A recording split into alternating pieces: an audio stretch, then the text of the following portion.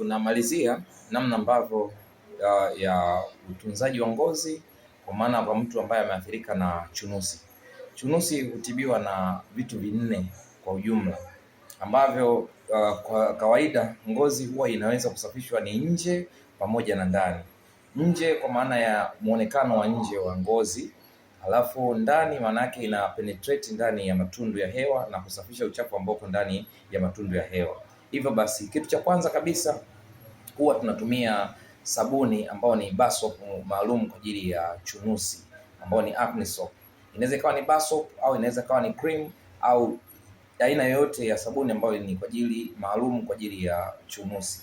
Kwa hiyo kazi yake kubwa kabisa ni kukausha yale mapele ya chunusi yaliyo nje kabisa ya ngozi, kwa maana ya huku nje juu. Kwa hiyo yenyewe inafanya kazi externally tu peke yake, na pia huondoa vumbi pamoja na bakteria ambao wako juu ya ngozi. Kwa hiyo utasafisha vizuri na usoni na kwenye shingo. Kwa nini usoni na kwenye shingo? Kwa sababu usoni na kwenye shingo panafanya production kubwa ya mafuta, na kingine kinachosababisha usafishe usoni na kwenye shingo, kwa sababu uso na shingo huwa uko wazi sana mara nyingi kuliko sehemu nyingine ya mwili. Alafu ukishamaliza hapo utasafisha vizuri na maji yako ya vuguvugu. Baada ya hapo utakausha uso wako na shingo vizuri kwa taulo ambao ni safi.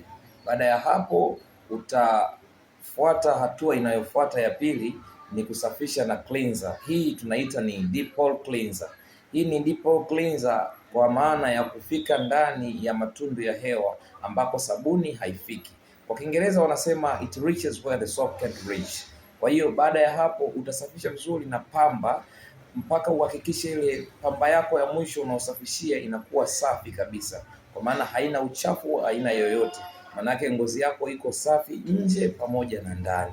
Baada ya hapo kuna mafuta, kama ni asubuhi utapaka cream au mafuta ya aina ambayo yanaitwa ni dark spot corrector. Dark spot corrector au brown spot corrector yenyewe huwa yanasaidia kuondoa zile dark spot ambazo ni makovu yaliyoachwa na chunusi. Upakaji wake utapaka in a circular way. Utazungusha kwa sababu gani?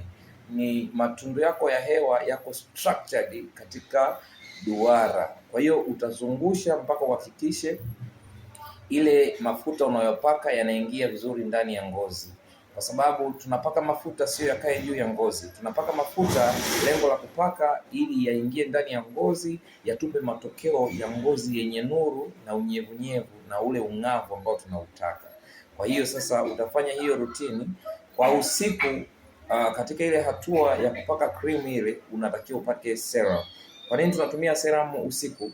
Kwa sababu ina nguvu sana, na wakati wa usiku mwili unakuwa umetulia, hauna movement. Kwa hiyo zile seli zinazotengeneza ngozi yako zina uwezo mkubwa sana wa kutengeneza ngozi yako na kuirejesha katika hali yake ya ung'avu, kwa maana ya skin rejuvenation. Kwa hiyo maana yake inaihuisha, inaondoa ngozi iliyokufa na inaihuisha, inaleta ngozi yenye ung'avu na ambayo ina muonekano mzuri.